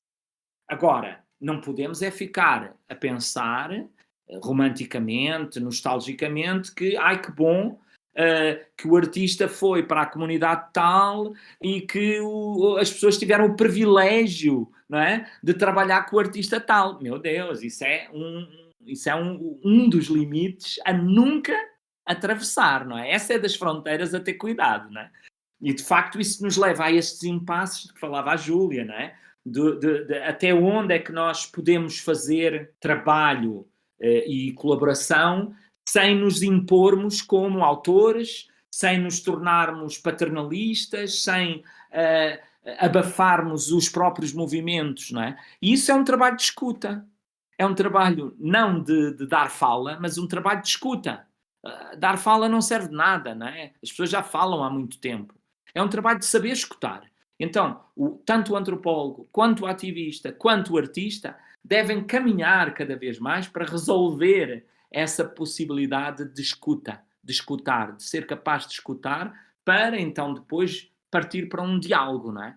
E isso parece-me ser, digamos, um dos movimentos interessantes. O último aspecto que talvez mencionar tem a ver com isto que estava falando, mas tem a ver sobretudo com os equívocos de processos políticos de ocupação temporária ou de repertórios que flutuam entre o estético e político e tal, que eu acho que essa é uma das vantagens de tudo isto. Eu lembro aqui, escrevi um texto há uns tempos para um livro organizado pela Ana Paz, que eu acho que está aí circulando também no Brasil, que se chama Performance na Esfera Pública, E eu escrevia lá um artigo sobre uma performance que um cidadão turco fez na altura em que o Parque Gezi, tinha sido objeto de um processo de gentrificação, construção de um hotel, destruição do jardim público e tal, e os vizinhos e alguns oposicionistas desse projeto manifestaram-se. A polícia fez uma carga brutal, houve montes de feridos, um desastre completo, não é? E aí os movimentos sociais todos reagiram, houve uma enorme cadeia de solidariedade, mas na verdade a polícia, como o Guilherme ainda há pouco dizia, a polícia está habituada a reagir a esses confrontos. Ela não soube reagir, foi ao confronto que um cidadão, que era um artista, decidiu fazer imobilizando-se na praça. E ao imobilizar-se, a polícia não tinha argumentos para lhe bater ou para o prender, porque não sabia o que é que ele estava ali a fazer, não é? Então, de alguma maneira, esta ideia da imobilidade, o André Lepecki também fala disso, não é? A imobilidade na dança, diz ele, não existe. Mesmo quando estamos imóveis, nós estamos a mexer-nos, nem que seja a nossa respiração. Há um movimento do corpo, não é? E há um movimento de reflexão. E justamente ao contrário do que o capitalismo e do que a autoridade policial que se baseia nessa ideia, na apropriação da mobilidade controlada, não é? A mercadoria que circula, o dinheiro que circula, tem que circular. Ou então o sujeito que não pode parar porque a polícia o manda circular, não é? Não pode ficar aqui, este espaço está reservado para... Você não pode entrar ali, não é? Esses níveis e regimes de proibição do movimento que levam ao limite das fronteiras e das migrações e tal, não é? Os processos que nós conhecemos. Talvez uma das formas de contrariar isso seja a imobilidade, seja justamente o parar, seja a aparência da imobilidade, não é? Que não é necessariamente uma imobilidade, que é uma contradição, é jogar nas contradições. Ora, isto, eu diria que isso é tão interessante como, por exemplo, as ocupações temporárias de que falava lá o Hakim Bey. Porquê? Porque uma ocupação efêmera e temporária, ela cria um modelo, digamos, de resistência e de vida, de vivência naquele período que é impossível é impossível, digamos, de ser, ele pode ser parado, mas ele já existiu. Ele existiu nem que seja por 1 minuto, ele existiu nem que seja por 5 segundos. E nesses 5 segundos houve, obviamente, uma capacidade de produção de vida, de produção de realidade, de produção de mundos. E houve contaminação entre pessoas. O problema é quando nós partimos, e aí sim é um problema que os movimentos sociais têm que resolver. Se nós partimos para a luta, ou para um processo de luta, na ideia de que, vamos lá estar 10 minutos a ocupar o espaço, depois vem a polícia e a gente vai embora, e está bem, não há problema nenhum. Porque nós, na verdade, não estamos engajados com aquele território, com aquelas pessoas, com aquela comunidade. Caramba, mais vale não ir a lado nenhum. Aí sim estou de acordo. Não podemos ir a lado nenhum. Outra coisa é, por exemplo, se o movimento sem terra aí no Brasil não ocupar um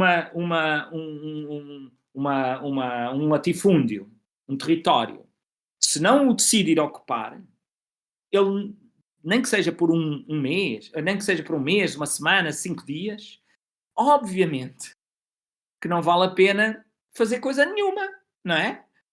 Essa ocupação vai ser reprimida, essa ocupação vai ser certamente negociada, pode até inclusivamente transformar-se num projeto de continuidade, mas se ela não for feita, nós nunca vamos sentir o que é sermos donos daquele território. Então, eu acho que, apesar desses limites potenciais da derrota, não é? A derrota é garantida na maior parte destes movimentos sociais inorgânicos, enfim, mais pequenos ou maiores. Apesar dessa derrota, se nós não dermos o passo, se nós não criarmos o contexto de possibilidade, nós nunca vamos poder contar a história no final. A única reserva que eu tenho a isso é nós darmos o passo sem sem acautelarmos que aqueles que lá ficam, que vão continuar a viver precários e em desigualdade e na diferença, e desconectados, como diria o Canclini, né? Que esses venham a sofrer e a piorar as suas condições por causa daquela instância de ocupação ou daquela instância de protesto. E que nós, rapidamente, depois da ocupação, nos despedimos do mundo e vamos embora. Aí sim, eu acho que temos um problema.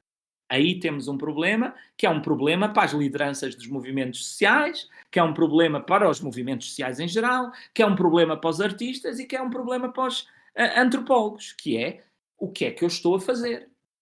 Não é? É uma inquietação. O que é que eu estou a fazer com aqueles com quem são os meus interlocutores, são as pessoas com quem eu vou conversar, vou colaborar, vou compartilhar. Se o processo é para uma vivência, ela então tem que ser consciente dos riscos, dos limites e certamente não pode passar, digamos assim, para o vocabulário digital, para a identidade digital do artista, do antropólogo ou do ativista. Ela tem que ficar na comunidade, do grupo, nos sujeitos com quem interlocucionamos, tem que ficar de algum modo ali. E o nosso trabalho é um trabalho de pinças, é um trabalho de pinças, é um trabalho cirúrgico, é um trabalho de muita atenção e muito cuidado. Voltamos aqui ao Ingold, não é? Voltamos à questão da atenção, do cuidado, da educação. É um processo em que nós temos que aprender, saber aprender com os outros, saber escutar com os outros e perceber o limite do extrativismo, o limite da atividade predatória em nome da belíssima causa que eu tenho, ou em nome da belíssima investigação que eu tenho, ou em nome do belíssimo objeto artístico que eu imaginei. Certamente que não. Agora, plenamente de acordo. Montanhas, dezenas, milhares de projetos artísticos, de projetos de observação engajada antropológica ou de processos dos movimentos sociais correm esse risco e já ultrapassaram muitas vezes os limites do razoável e daquilo que devia ter acontecido. Isso estou plenamente de acordo. É só 2 minutos, porque é uma coisa, eu esqueci completamente quando estava falando e que a Cláudia perguntou, não é? Como é, aliás, foi você e a Cláudia que perguntaram. Tem a ver com essa dimensão do meu processo de trabalho com os alunos, que é uma forma também de atravessar fronteiras, não é?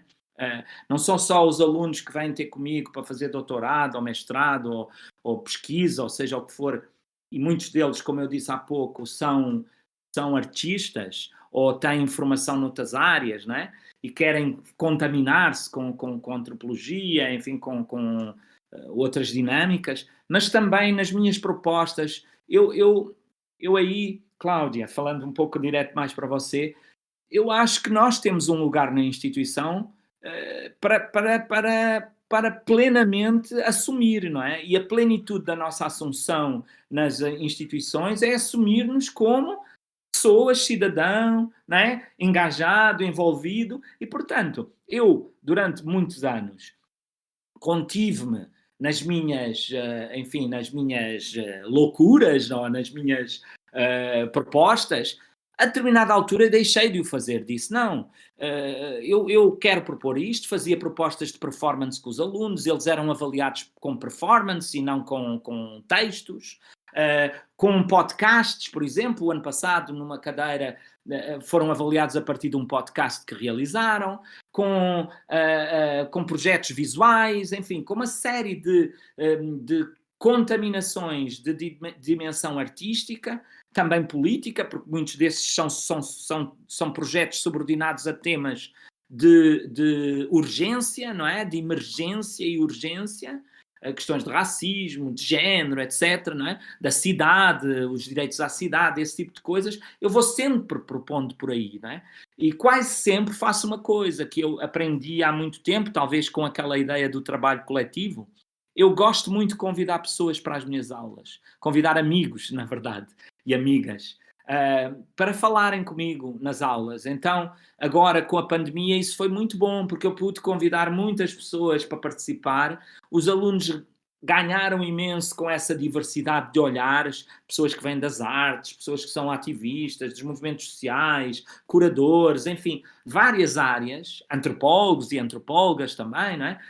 E essa é a forma de nós contaminarmos um pouco as fronteiras que a academia, que as disciplinas vão construindo, entendeu? E foi isso que eu fiz lá em Niterói, eu fiz essas propostas aos alunos, eu e o meu colega, nós fizemos, o Filipe Reis fez um curso sobre som e sobre a criação de plataformas de paisagens sonoras, que depois foi utilizada justamente na minha performance com os alunos. Nós fizemos essa performance trabalhando. Esse foi o projeto do curso. Eu não propus, vamos fazer um ensaio reflexivo sobre a revolta das barcas em Niterói, ou sobre os processos de reivindicação dos movimentos sociais em torno das mobilidades, não é? E dos transportes. Não foi isso. Propus fazer aquela performance. Tivemos que ler textos, ir a arquivos, a museus, fazer entrevistas, fazer pequenas etnografias para chegarmos àquele objeto artístico. Agora vão-me dizer, é menos relevante em termos de produção de conhecimento do que um texto escrito, do que uma monografia, do que uma entrevista? Porquê? Eu acho que todos estamos de acordo, não é? Não há razão nenhuma para ser menos importante. Só há que fazer. Eu acho que é isso que nós temos que assumir como professores, investigadores, membros de grupos e de núcleos, de centros de pesquisa, não é? Nós temos que assumir essa nossa função, que é uma função de participação na sociedade, não é? E de construção dos nossos percursos académicos e escolares de formação em conjunto com estas ideias, com estas desconstruções, não é? É isso. Poxa, depois dessa fala incrível e, enfim, de uma conversa tão inspiradora assim, a gente vai se encaminhando então para o final, né, Paulo? Eu queria iniciar, então, abrir aqui o bloco de agradecimentos, fazendo um agradecimento muito, muito sincero para você, né? Muito além de uma mera etiqueta formal, um agradecimento muito de coração mesmo. Eu te conheço já há um bom tempo e todas as vezes em que nós nos encontramos, eu sempre aprendo muito, né? Sempre tem muitas lições que eu tiro dessas conversas, enfim, sempre te ouvir é sempre uma inspiração, né? E eu fiquei pensando nisso, né? Assim, já que a gente vai fazer vou emendar aqui um comentário final, né, junto com os meus agradecimentos. Eu trabalhei, né, tenho trabalhado aí ao longo da minha trajetória, né, com eu tenho uma curiosidade muito grande sobre a dimensão epistêmica, né, subjacente aos ativismos culturais, né, contemporâneos, né? Eu tenho uma curiosidade, né? Me instiga muito entender quais são os saberes, né, que são produzidos por esses ativismos, né? E como que esses saberes eles são capazes de reconfigurar a nossa leitura da cidade, né? Reconfigurar cognitivamente a cidade, né? Como que esses saberes produzem novos referenciais de urbanidade, de alteridade, né? Essa é uma preocupação que tem me marcado muito a minha trajetória, né? Enfim, e eu fiquei pensando muito em aspectos dessa conversa que a gente estava tendo, porque recentemente, né, eu tenho uma relação muito de parceria com os meus interlocutores desde a tese de doutorado, né? Eu sempre trabalhei com, né, nunca sobre as pessoas, né? Eu não trabalho assim, com objetos nesse sentido mais clássico, digamos, né? Mas com pessoas, né? Então, assim, eu acho que quando eu fiz o doutorado, por exemplo, né, sobre comunicação popular periférica, né, quando eu fui para o campo, né, uma das coisas que eu me deparei foi com o fato de me dar conta de como que uma série de ferramentas sociotécnicas, câmeras, telões, microfones, né, e hoje em dia até drones, estavam sendo utilizadas por toda uma juventude periférica, né, não simplesmente como artefatos que permitiam a esses jovens representar espaços dados, prontos, autoevidentes, né, mas essas ferramentas sociotécnicas elas eram usadas como recursos para efetivamente inventar outras referências de espacialidade, né?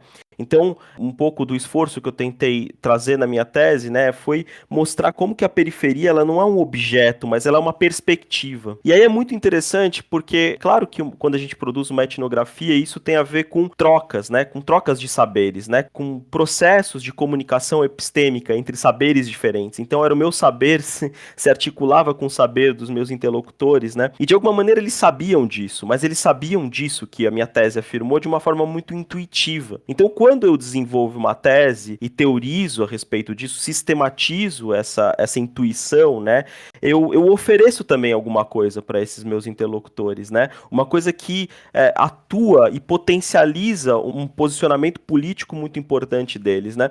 E aí, recentemente, eu tive uma série de presentes, assim, dessas interlocuções, né. Eu participei, acho que da segunda banca de mestrado, eu fui banca recentemente do meu segundo interlocutor, né? Esses jovens entraram na universidade, foram fazer mestrado e hoje eles estão me convidando para ser banca das suas respectivas teses, né?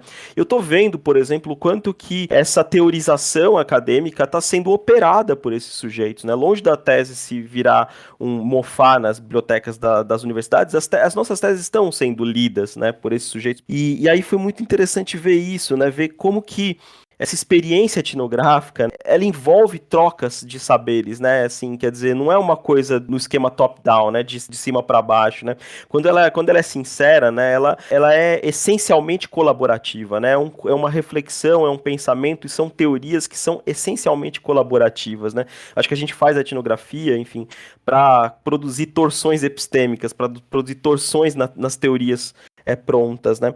E é muito bom te ouvir, Paulo, porque eu acho que a tua trajetória, né, a tua trajetória deslizante aí, né, essa trajetória conformada, construída nos interstícios, né, nas intersecções entre diferentes campos, entre diferentes circuitos, digamos assim, ela é uma trajetória que nos ensina muito, né, porque ela é muito contemporânea, né, eu acho que existe uma dimensão epistêmica que se desdobra justamente dessa relação com a fronteira, não como espaço de passagem, mas como lugar de permanência. E eu acho que isso se destacou para mim, te ouvindo da sua fala, essa permanência no lugar da fronteira e os desdobramentos epistêmicos da consciência diante dessa permanência, né? Te agradeço profundamente mais uma vez, porque para mim foi de um aprendizado assim imenso te ouvir, enfim, passar esse momento aqui. Muito obrigado, Paulo. Bom, eu também queria agradecer imensamente, Paulo, pela conversa que a gente teve hoje.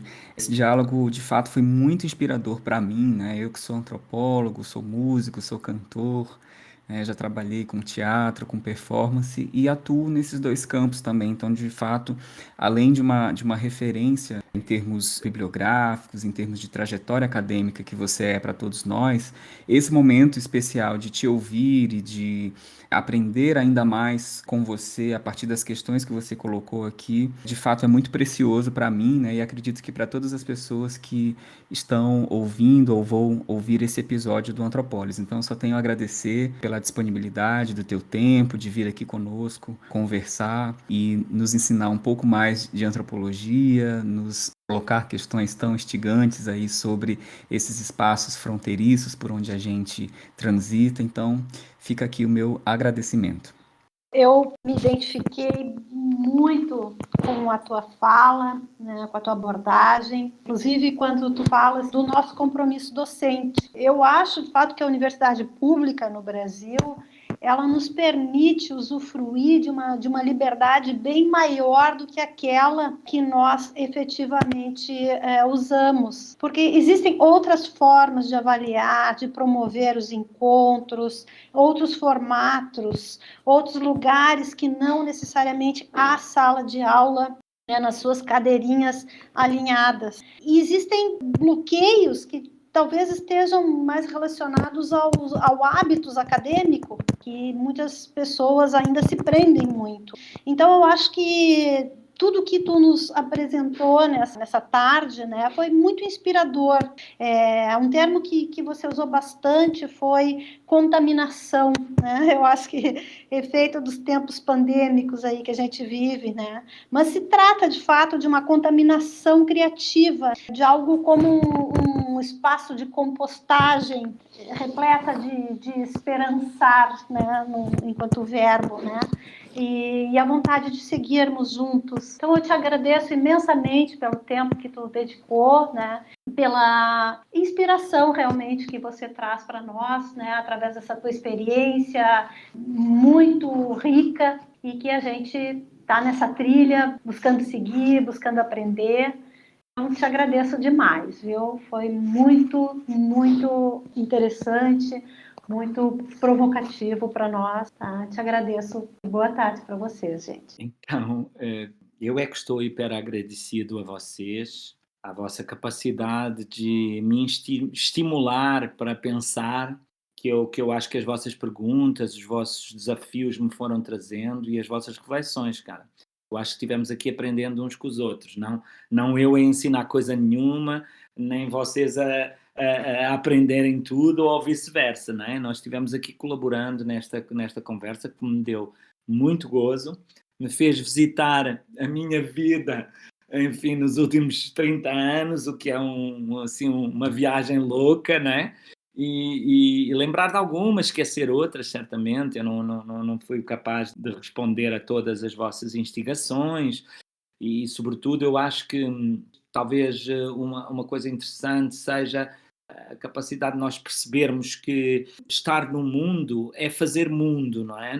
Estar no mundo não é um ato de imobilidade e, portanto, esse estar no mundo para fazer mundos necessita das tais contaminações. Infelizmente, essa palavra hoje tem um sentido horrível, não é? Tem um sentido altamente nefasto, necrófago, não é? Mas por essa razão não vamos abandonar, não é por essa razão que a gente vai abandonar a palavra contaminação, porque a contaminação e a superação das fronteiras, essa ideia de ficar na fronteira, porque a fronteira é criativa, eu acho que é uma boa razão para nós por perseguirmos o futuro, não é?